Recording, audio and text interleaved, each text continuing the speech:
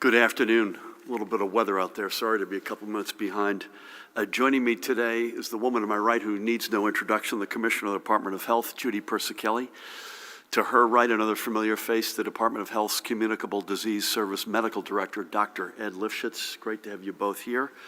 Far left, Superintendent of the State Police, we welcome him back, Colonel Pat Callahan, and a real treat to have the guy to my left, not just any congressman, but my congressman and the chairman of the House Energy and Commerce Committee, which is one of the most consequential and powerful in all of Congress. Great to have you with us, Frank. Before we begin today, let's, on a sad note, as you look outside today, you will note that our flags are at half-staff in honor of the late Bergen County State Senator Jerry Cardinale, who passed away on Saturday. I know hearts are heavy today in the Senate. For more than a half a century, 54 years in total, unbelievably. He served Bergen County, first on the Demarest Board of Education, then as their mayor, then in the Assembly, and then since 1982 in the Senate. All in all, he was the second longest serving state legislator in our long history and authored a number of landmark laws, including Megan's Law and historic casino reform legislation. I had the great privilege and honor this weekend to speak with both his wife Carol and daughter Christine. He also leaves 4 other children, Marissa, Kara, Gary, and Nicole, and 4 grandchildren. Carol and Jerry were together for, I don't have the exact number in front of me, it's 60-something years, I believe. An extraordinary relationship, and God bless each and every one of them. Jerry was 86 years old, a giant in our state's, not just legislature, but in our state's history. If that weren't enough, I would be remiss if I didn't also send condolences to the family of the late Essex County Assemblyman Harry McEnroe, who passed away earlier this month at the age of 90. He served 16 years in the Assembly from 1980 until 1996, long enough to author many vital laws, including the one that created New Jersey's recycling program. He was also a U.S. Army veteran. He leaves behind his wife, Margaret, also after decades of marriage, in their case, 65 years. He also leaves 7 children and 12 grandchildren. Thank you, Harry, for your service to our nation and to our state, and God bless you. And finally today, if this weren't enough, yesterday, Toms River lost a legend with the passing of its former mayor, Tom Kelleher. Tom was 88 years old. He similarly had a long career in public service, going back to when he was appointed as Deputy State Attorney General by former Governor Richard Hughes. We are grateful for the service of Senator Cardinale, Assemblyman McEnroe, and Mayor Kelleher. May God bless them all and look after all they've left behind and served alongside. I think, considering there were 3 extraordinary public servants, let's all take a moment here and have a moment of silence in their memory.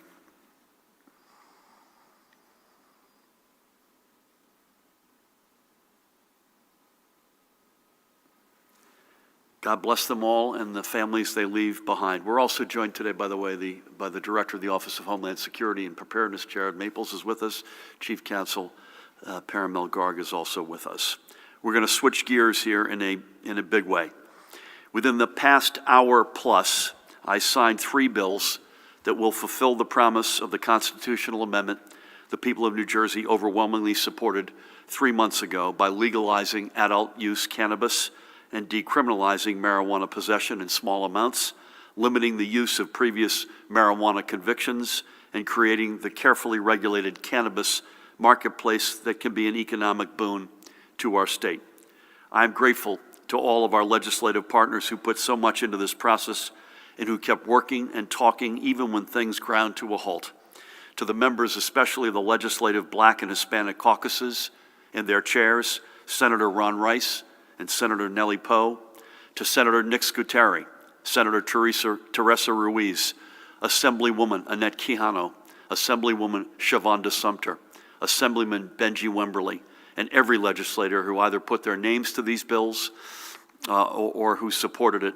A special shout out to Senate President Steve Sweeney and Assembly Speaker Craig Coughlin, and all members who voted for them in committee and on the floor. I also want to thank all the allies across the spectrum of social justice and the many leaders of our communities of faith who joined us in this work. I do not know where we would be without you.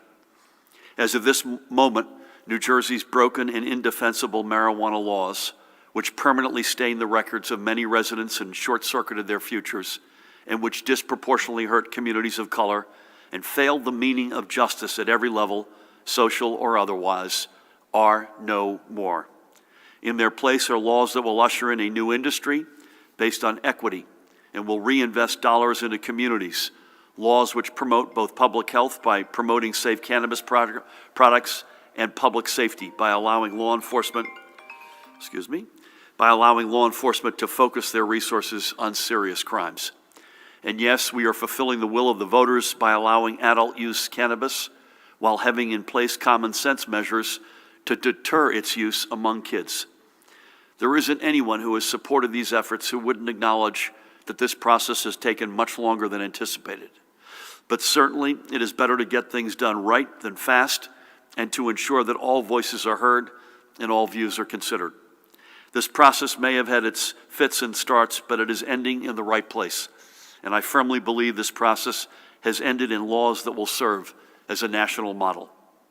And finally, I also thank every New Jerseyan who supported the constitutional amendment this past fall. Your overwhelming support spurred us to keep working, to keep talking, to keep our eyes on the goal line. Thank you. Over the coming months, our new cannabis marketplace will begin to take shape. Businesses will be formed and jobs will be created. And starting immediately, those who had been subject to an arrest for petty marijuana possession, an arrest that may have kept them from a job or the opportunity to further their education, will be able to get relief and move forward. This is how we move forward. And again, I thank everyone who stood by us. Now moving on to other business. Today, I'm pleased to announce that our houses of worship and religious services can now operate at 50% capacity with no cap effective immediately. Since the beginning of the pandemic, we have strived to accommodate our communities of faith to the greatest extent possible. We know that for many of our residents, the ability to worship together plays a central role in well-being and mental health. As our numbers continue to decline, we believe we can safely take this step. It is important to remember that masks will continue to be required unless they must be briefly removed for religious purposes, such as taking communion. Additionally, members of different households must be at least 6 feet apart at all times. Because of these safeguards, we are allowing houses of worship to welcome more congregants.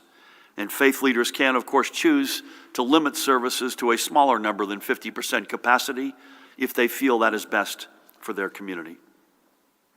I am also announcing that, also effective immediately, indoor and outdoor collegiate sports practices and competitions will now have the ability to allow 2 parents or guardians per participating athlete as spectators, as long as these numbers do not exceed 35% of the indoor room's capacity, and as long as social distancing and mask wearing can be maintained in any outdoor area. This mirrors what we put in place 10 days ago with youth sports. We have seen this step implemented responsibly and believe we can expand it as our collegiate sports move into the spring season. As a reminder, today's order only speaks to what is allowed under state rules. Collegiate athletic conferences retain the discretion to impose stricter protocols regarding spectators. Again, those are both effective immediately. Houses of worship, 50%. Collegiate athletes can have mom and dad or 2 guardians present effective immediately at practices and competitions, as long as they don't violate capacity limits. And third, this one is effective next Monday. I am announcing that large sports and entertainment venues with a fixed seating capacity of 5,000 or more people will be able to welcome a limited number of spectators beginning next Monday, March 1st at 6 a.m.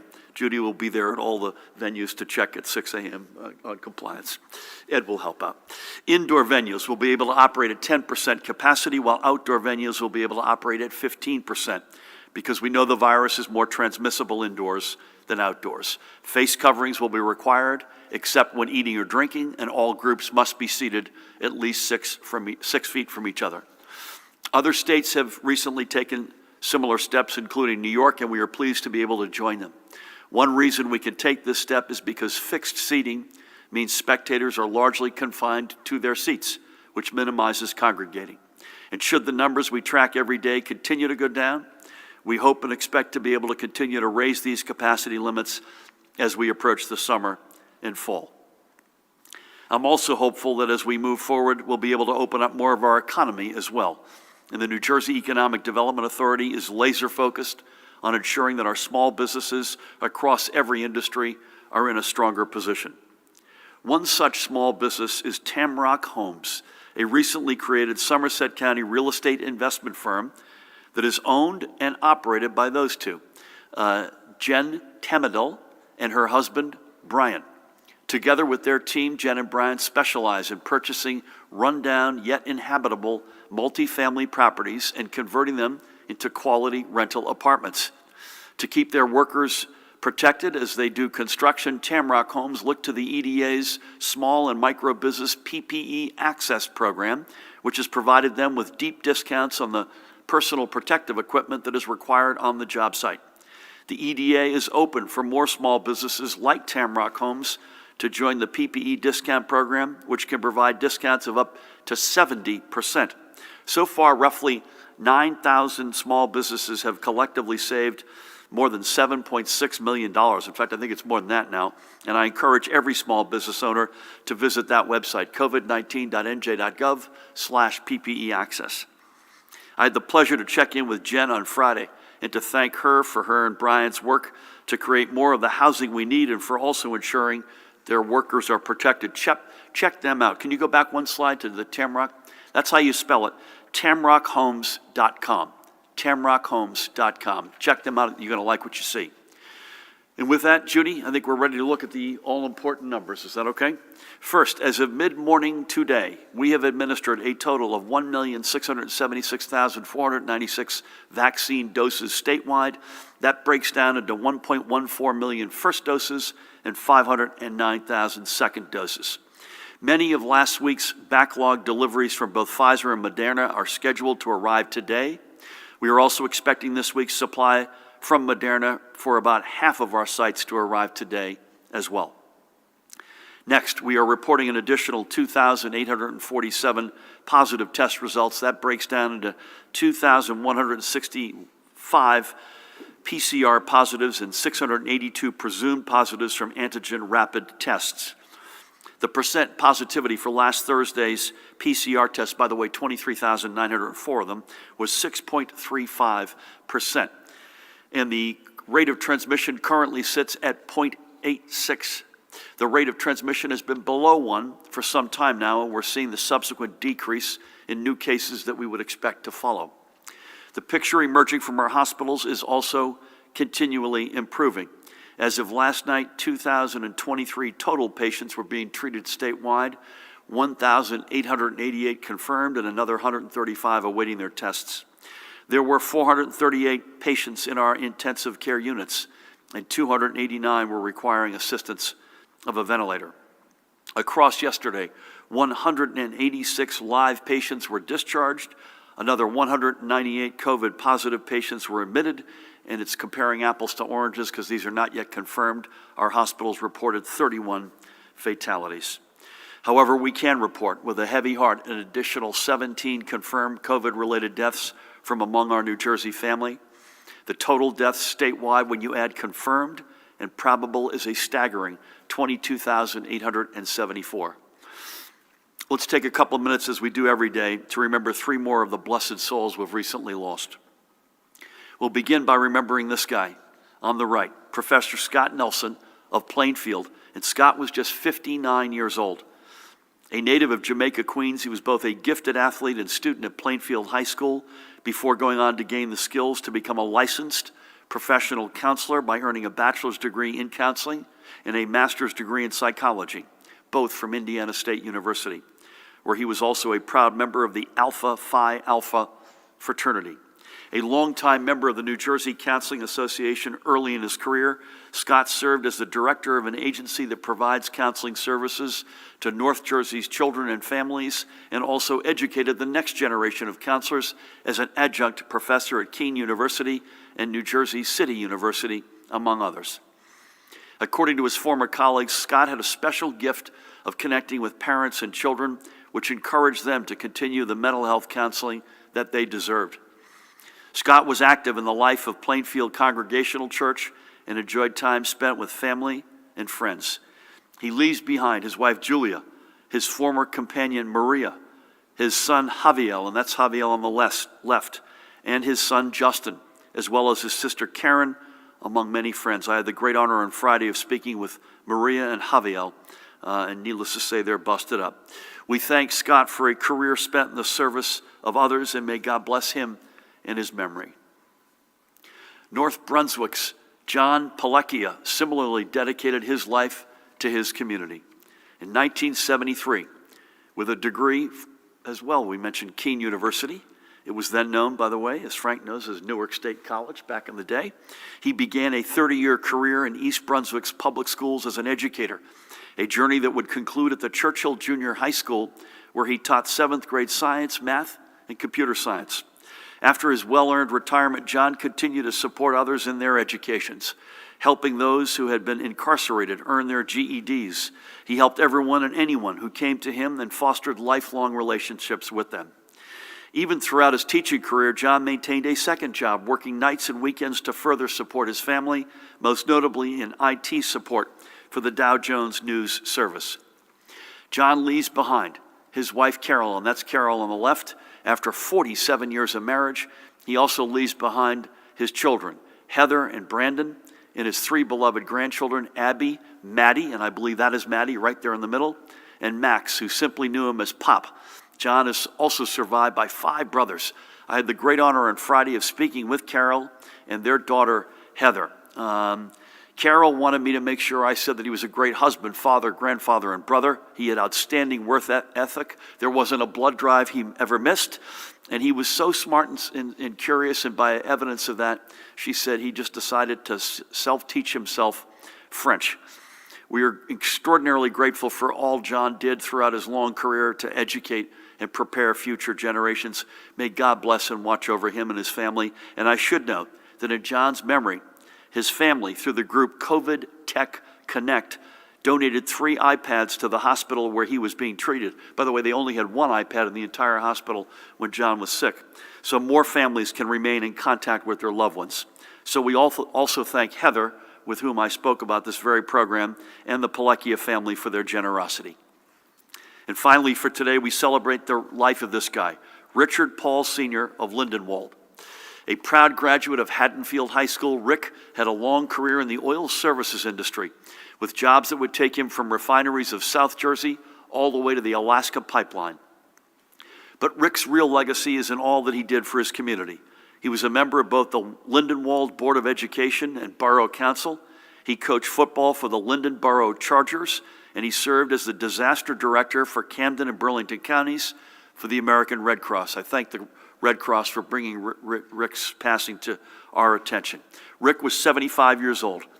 He is survived by his wife, Ruth Ann, and by his children, Richard Jr., who goes by Rich, and I had the great honor of speaking with Rich on Friday, Christopher, Catherine, John, and by his grandchildren, Sarah, Alexis, Christopher Jr., and Natalie Ann, and great-grandchildren, KJ and Aiden. He also leaves behind his sisters, Marguerite and Evelyn, and his brother, Robert, and numerous nieces, nephews, and many friends. Rick, for all you did for the borough of Lindenwold, thank you, and God bless and watch over you. May your service be long remembered. And we will remember Rick and John and Scott. We'll remember every member of our New Jersey family who has been lost to this pandemic. Before we leave today, I have to tell Frank, you would love this. I had an incredible conversation this morning with Lucia DeClerc. And that name, Judy, Ed, may or may not mean anything to you, but here's the story on Lucia. She's 105 years old. She lives at Mystic Meadows in Little Egg Harbor. I want to thank her supervisor there, Michael Neiman, for connecting us. Lucia got COVID on her 105th birthday, and she beat it. So this woman has lived through the Spanish flu, COVID-19, 2 world wars, and God knows what else in between. What an uplifting conversation. And boy, she has a voice that is crystal clear. So God bless you, Lucia, and may you log in another 105 to come. That's where we'll leave things for today. And a reminder that even though we're continuing to see good trends in the numbers, that are allowing us to take further steps forward. We cannot let up one bit. So folks, keep doing all you're doing to fight and defeat this virus, and we will get there. One final note that at 1 o'clock tomorrow, my budget address for the upcoming fiscal year will stream online via our official social media channels on YouTube, Facebook, and Twitter.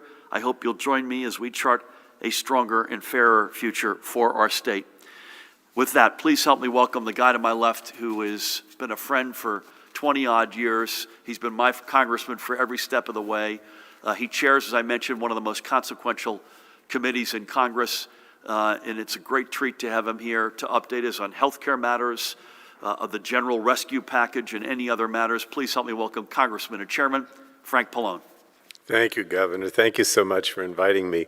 And let me just start out by saying, just listening to you today, you know, it's all the things that I admire so much. First of all, you're bringing everything down on a personal level. You, more than anybody else that I've met in elective office, you're just always worried about the average person and, you know, telling stories that relate directly to people and their lives. And I think that's one of the reasons you're so successful as a governor. But in addition to that, you've just done a great job, along with your Health Commissioner Judy, Colonel Callahan, and others, in really trying to crush this virus. You know, again, I look at other governors, and I'm not looking to take away from the others. Obviously, I'm a little prejudiced because I like you so much. But the bottom line is, I think more than any other governor, you've really tried and been successful in trying to crush this virus and deal with it effectively. And I want to thank Judy, the Health Commissioner, constantly in touch with all of us at the congressional level, giving us statistics, transparent. Colonel Callahan, anytime you need anything, you can call him up, and he immediately responds. So just a great team, Governor, led by you. But I wanted to say that the reason I came today is because we are doing a new COVID package. It's called the American Rescue Plan that was put forward by President Biden almost immediately after taking office. And one of the hallmarks of this is that governors and states should not have to be on their own. And I know I try to be positive rather than negative, but I have to tell you, since last March, it's almost a year now since this COVID crisis became a pandemic, myself and others in Congress were constantly trying to get President Trump to take this on nationally, to have a national plan, to have a national strategy, to coordinate with the states. And that just never happened. And so basically, you know, governors and health commissioners were left on their own to try to get the supplies, to get the testing, to get the ventilators. And it just was not the way to operate. And it's one of the reasons why I think as a nation we got very far behind in our effort to crush the virus and help people. But that didn't mean that you, as a governor, didn't do an excellent job. You really did. But it shouldn't be. It should be that there should be a national plan. So what is happening now with President Biden is that there is a national plan. From day one, either through executive order or through pushing out things through the federal agencies, he's developing a national plan for everything, whether it's the vaccine, it's the testing, it's the contact tracing. All these things are being done nationally. And what the American Rescue Plan is, which Congress is enacting, is basically to provide the resources and the tools to accomplish that national strategy. So we, in our committee, a couple weeks ago, passed the health care and some of the energy and digital divide aspects of this. But the whole bill has been put together by the Budget Committee, and we expect to vote on it. I'll be going back to Washington after this press conference, and we expect to vote on this in the House on either Friday or Saturday. And I don't want to spend a lot of time, but I just wanted to go through it if I could, particularly stressing the healthcare aspects. Now, I would explain to everybody that it's assumed that this is going to be primarily focused on crushing the virus in healthcare. And then that'll be followed in April or May, hopefully, by a larger economic package that deals with infrastructure and stimulus and things like Gateway. I know I always have to mention Gateway, would be in that next package primarily. But there are some things that are very important to the state in this package, and I'm not going to spend a lot of time on them, but obviously the most important one is the direct state aid, the direct aid to the state, the counties, and the localities. And so for New Jersey, that means about $6.5 billion in direct state aid. And for the towns and the counties, it's almost $3 billion. and then for the schools, about $2.5 billion. So that's not what I'm focusing on, but I do want you to know that this package includes that, which is so important to the state and to the towns. And it also includes additional money, $1,400 for people who are eligible for the last $600, so they're brought up to $2,000 in direct contributions, and also an extension of unemployment until the end of August, which goes from an extra $300 a week to extra $400 a week. But let me just talk about the effort to crush the virus. First of all, with regard to vaccines, there's about $7.5 billion that's going to go back to the states for vaccine distribution. There's an additional $5 billion for vaccine and therapeutic supply chain to get those supplies out to the states in a coordinated national effort. And then there's about $1 billion for a vaccine confidence activity, because as the health commissioner knows, part of the problem is that, people, particularly low-income people or minorities, are not confident to take the vaccine. And so we have to have a public relations campaign. In addition to that, we have another $46 billion to fund testing, contact tracing, and mitigation, because it's still important to do that. It's not just enough to do the vaccine. Also, for genomic sequencing, we have a $1.75 billion. This is for the variants, so that we can fight the variants. There's $7.7 billion to hire 100,000 people for the public health workforce. As you know, we don't have enough people to do all this, whether it's a vaccine, whether it's a contact tracing. So we're going to hire another 100,000 people as part of this American Rescue Plan. And most important, I think, because I know that all of us continue to be concerned about disparities, there's $25 billion to address healthcare disparities. And this is to get out the vaccine, the testing for people of low income, but also people who are African American, who are Latino, and others that just aren't being addressed effectively. And one of the things that I spoke to Judy about particularly is direct vaccine that's going to go to community health centers, which are so important in addressing those disparities. And finally, I wanted to mention mental health. We have another $4 billion for mental health programs for treatment. We know that during this crisis that a lot of people are stressed out. There's more a problem with opiates. These things need to be addressed. Now, I wanted to mention, again, I have to say, Governor, you've been great. You put New Jersey now has its own state plan for the Affordable Care Act. You also extended the time when people can sign up until May. But we need to help more people with the Affordable Care Act. Healthcare costs are going up. So what we've done is expand in this bill the level of subsidy that a person gets to help pay for their premium if you're already eligible, and then remove the cap on who is eligible. So people, regardless of income, would get some help to pay for their health care premiums. And I'm not going to go into that because I know there's not a lot of time. But the last thing I did also want to mention is, because again, this deals with my committee, is we're also helping people in significant ways with some other needs. So for example, with LIHEAP, which is our federal energy assistance program, we have an additional $4.5 billion to help low-income people pay for their energy bills. We have an additional money to help people pay for their drinking water and sewer bills. This did not exist before. This is brand new. And then last is for the digital divide, because we know that a lot of kids are still using virtual learning rather than going to school in person. And so there's $7.6 billion to help kids connect to schools and libraries from home. I just wanted to mention these things because I do think, Governor, that I don't want to say help is on the way. That's, I guess, kind of trite. But I really think that what we're seeing now with this new Biden administration is an effort to coordinate crushing the virus nationally, to coordinate help for the states through this rescue plan, and make a difference so that you guys at the state level are not on your own, the way you really have been for the most part. And with that, I'll turn it back to you. Thank you again for inviting me. Frank, it's a treat to have you here. All of the items you listed are going to be music to our ears, assuming they get through this. For instance, we're doing a lot to subsidize, as you know, in our own marketplace, folks to be able to acquire health insurance who heretofore had not been able to do it. But we've had to limit the income levels on this to make sure that it was, pardon me here, I'm not sure how to do this, to make sure that we had enough money to hit the folks who needed it the most. And the fact that you'd lift income limits is a huge deal. May I ask you one overarching question, and that is the prospect that this gets through. I assume the prospect is largely, I wouldn't say a foregone conclusion, but the House, it's quite straightforward. How do you see your Senate colleagues in terms of prospects of getting this through? This, I make it a habit of not having press conferences or coming here unless I can report something that's actually going to happen.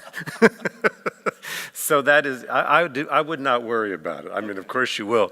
But the bottom line is that this is a budget the process is so bureaucratic. We actually passed the budget reconciliation several weeks ago, both houses, right?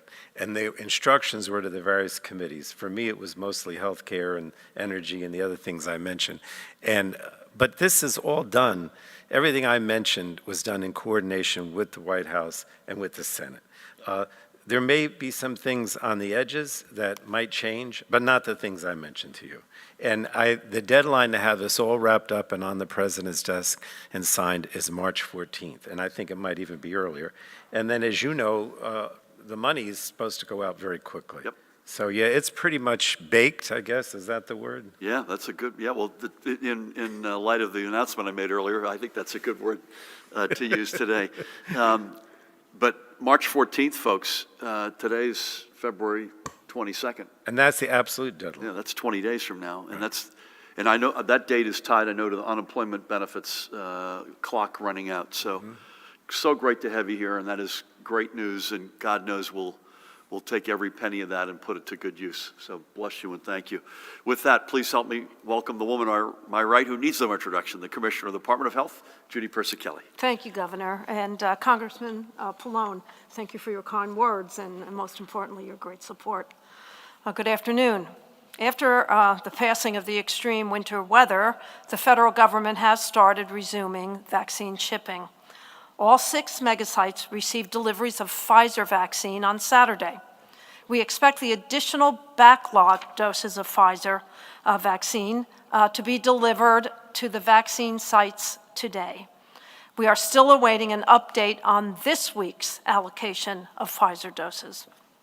The department has also received a shipping update on the backlogged Moderna doses. Most sites will receive deliveries of Moderna first doses today. Additionally, we expect about half of the vaccination sites to receive this week's allocation of Moderna first doses today. As the department receives more information on doses that are arriving in the state, we continue to update the vaccination sites so they can resume vaccinations. We know that these shipping delays have caused some appointments to be rescheduled, and we certainly understand how disappointing that is for residents. The scarcity of vaccine, as I have said, is a national issue, and the delayed shipments were also felt nationwide because of the significant icing and freezing conditions in the United States. We continue to ask for your patience. As shipments are rolling in today, sites will be working hard to ensure all those who had appointments be rescheduled and vaccinated. And the good news is that we know that the federal allocations of vaccines will be increasing, and that will allow us to ramp up vaccinations in our state. We are making progress, however, in vaccinating our most vulnerable populations in the state. About 33% of adults age 80 and over, now age 80 and over account for about 47% of our mortalities. About 33% of adults age 80 and over have received at least 1 dose of vaccine. 13% of those 80 and older have received their 2 doses. And 33% of those aged 65 to 79, they account for about 35% of our mortalities in the state, have received at least 1 dose of vaccine. So moving on to my daily report, as the governor shared, our hospitals reported 2,023 hospitalizations and 438 individuals in critical care, with 66% of those critical care patients on ventilators. There thankfully are no new reports of multisystem inflammatory syndrome in children. There are 95 cumulative cases in the state. There is one new confirmed case of the B117 variant. As you know, that variant emerged in the UK. There are 53 total reports of this variant in the state. The governor reviewed the new cases and deaths reported. In terms of deaths, the breakdown by race and ethnicity is as follows: white 55.6%, black 16.6%, Hispanic 18.9%, Asian 5.1%, other 3.8%. At the state veterans' homes, there is one new positive resident case in the Paramus home, and at the state psychiatric hospitals, there are no new reports among their patients.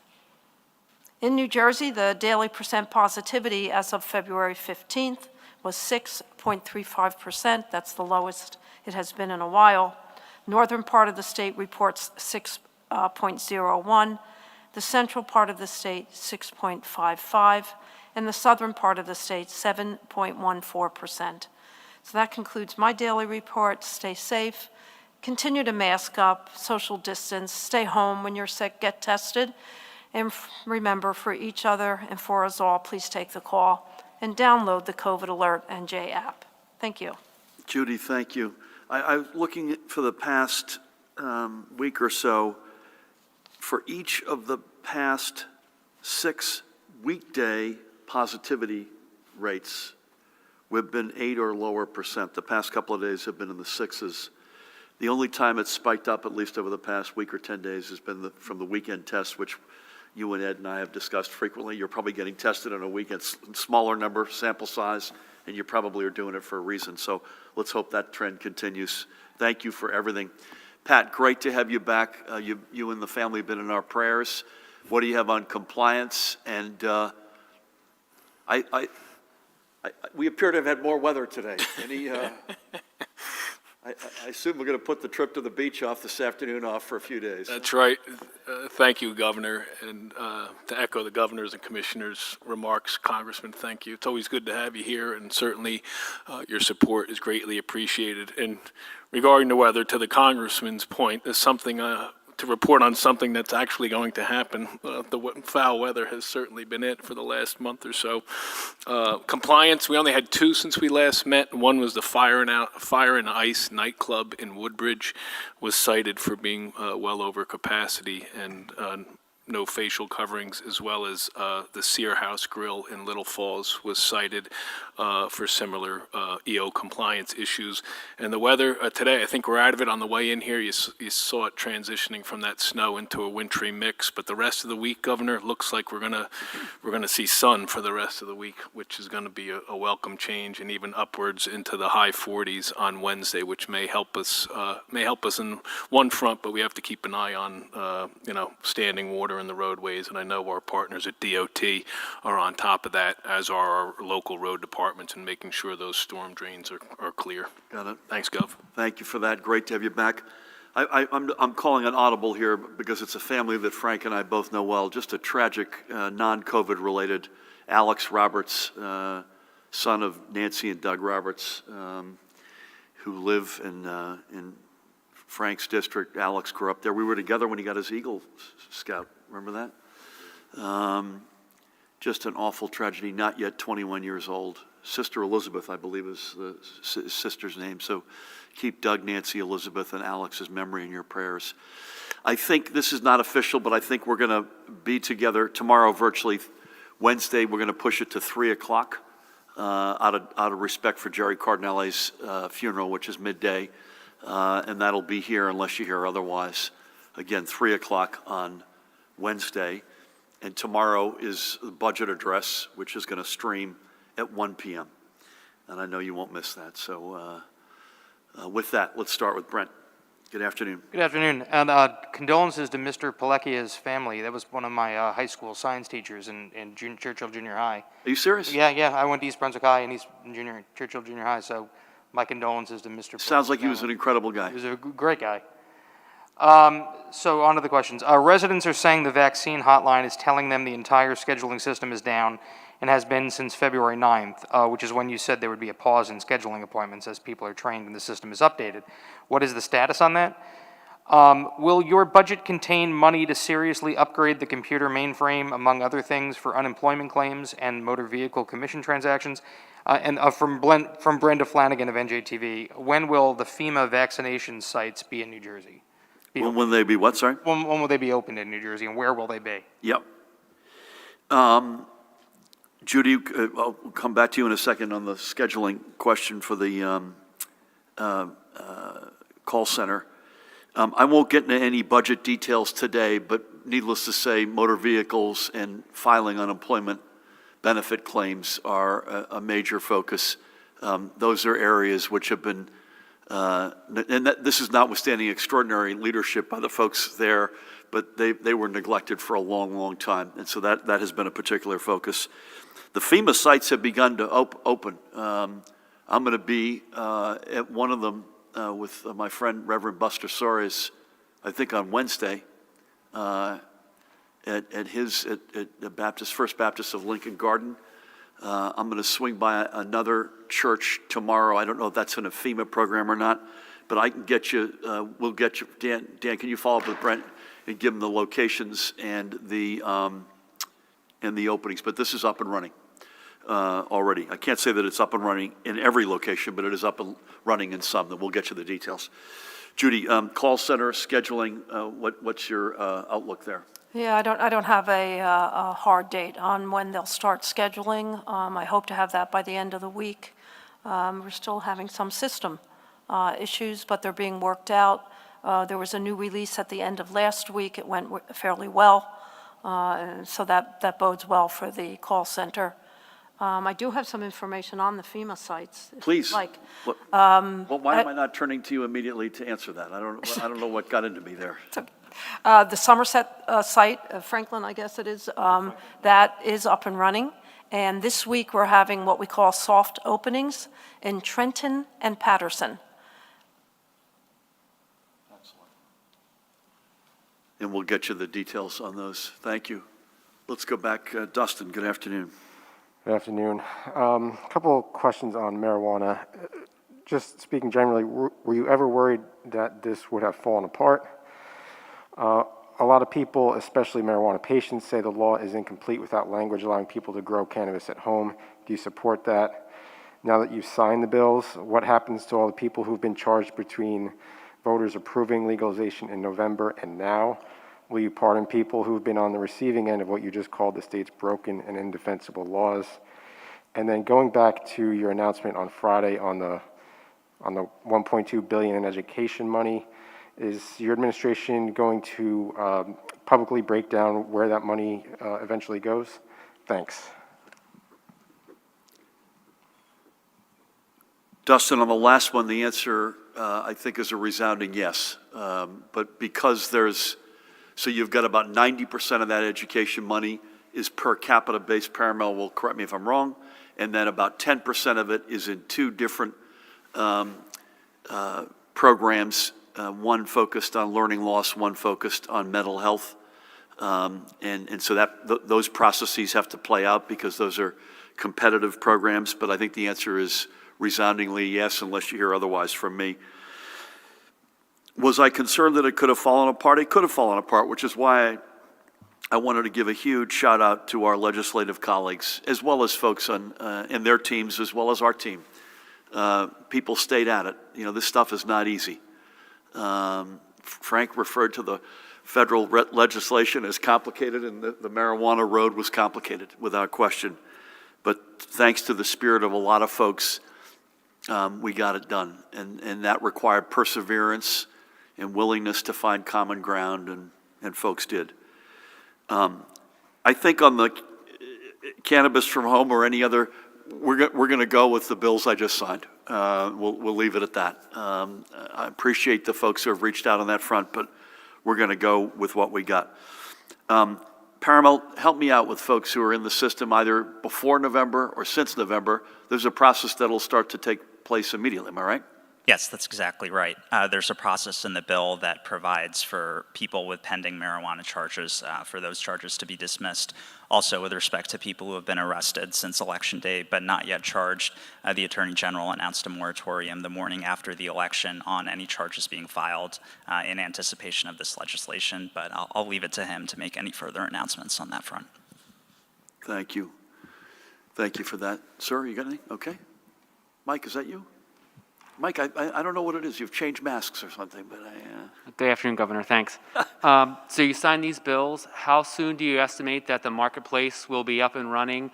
What's your message to people? I mean, can they just start, using marijuana if they want to now under these bills, or is there a timeline? Can you just talk about that so it's clear for people? Can you go into a little bit of detail now that you've signed the bills about what specifically was the holdup with the legislature? Was it the third bill that you signed today? Was that something that you specifically in your office crafted and wanted to see? And Governor, could you just respond to, we heard concerns today from Republican lawmakers during the debate on the floor about giving underage people a free pass, the third bill giving them a free pass. Can you address that criticism and why you disagree with it? I assume you do. Thank you.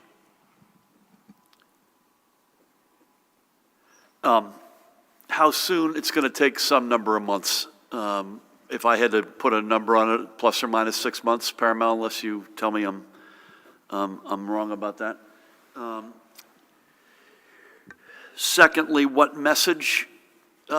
Listen, people still need to be responsible. This is, the words adult use have been associated with this from day one, including on the referendum that the voters voted overwhelmingly to support. So my message is it's adult use, and it should be treated like any substance like this, alcohol or other, with responsibility. I don't know that there's any, again, I can't thank enough the folks who stayed in this fight, and the black and brown caucuses in particular, the Senate President, the Speaker, folks on our team just didn't relent and stayed in every step of the way. I think, as I've been saying publicly for the past number of weeks, that probably the trickiest part of this was to be respectful of the two principles, one of which none of us want more of our kids, particularly kids of color, tied up in the criminal justice system. And on the other hand, voters voted for adult use legalization of cannabis and not to legalize it for kids. So getting those two principles properly respected was not easy, but we got it done. And I didn't hear the Republican criticism. So I would just say this, if I understand your question correctly, cannabis or marijuana is not legal for kids, and that we were able to achieve that. We were able to sort of do something which was hard to do, which is to harmonize the two bills, both the decriminalization bill as well as the bill that legalizes cannabis, and I think we successfully got that done. Again, I didn't get to this overnight. And I didn't get to this for all what will be economic benefits, jobs created, lots of the ancillary reasons. I've kidded about this, about, it being another reason why young people will want to come here or stay here. The reason I signed these bills, the reason why we've been in the fight is for social justice, to undo the wrongs that have been existing for decades upon decades, and if not in some cases centuries. But as it relates especially to the war on drugs and the disproportionate impact that our communities of color have paid. And at long last, we've broken through. And as of today, better days are here. And lives that have been nicked up or in some cases ruined will be able to correct at long last. And for this moment going forward, we won't have to see that same chapter written again in our state's history. So with that, let me pack up here a little bit. Frank, it's a real treat to have you. You're back in session tomorrow? Tomorrow. We wish you nothing but Godspeed, given particularly what's on. Judy, do we want to hit this scheduling point or not? Yeah. There's a little bit of a debate, I think it's fair to say, between no scheduling and appointments are very scarce. Being scheduled, but there just aren't enough appointments. But obviously, that's something we want to break the back of. It is, Judy mentioned we had a successful chapter with the vendor at the end of last week. That has been a spirited and challenging reality over the past couple of months. And so let's hope that chapter at the end of last week bodes well for more and better chapters, particularly as we get to opening this up further in terms of eligibility, which is inevitable as we get more supply. Got the double mask here, got the New Jersey, flying the New Jersey colors. You like that? Judy, as always. Ed, I apologize. We didn't bring in from the bullpen, and I owe you one. But great to have you here. Judy, as always. Pat, as always. And Frank, what a treat. And bless you and thank you for everything you do for millions in our state and many more millions in our country. Jared, Paramel, Dan, everybody, keep at it, folks. Keep doing what you've been doing. And the numbers continue to get better. We'll be able to make more announcements, such as houses of worship and sporting events as we did today. Stay the course, folks. Keep the faith, and God bless.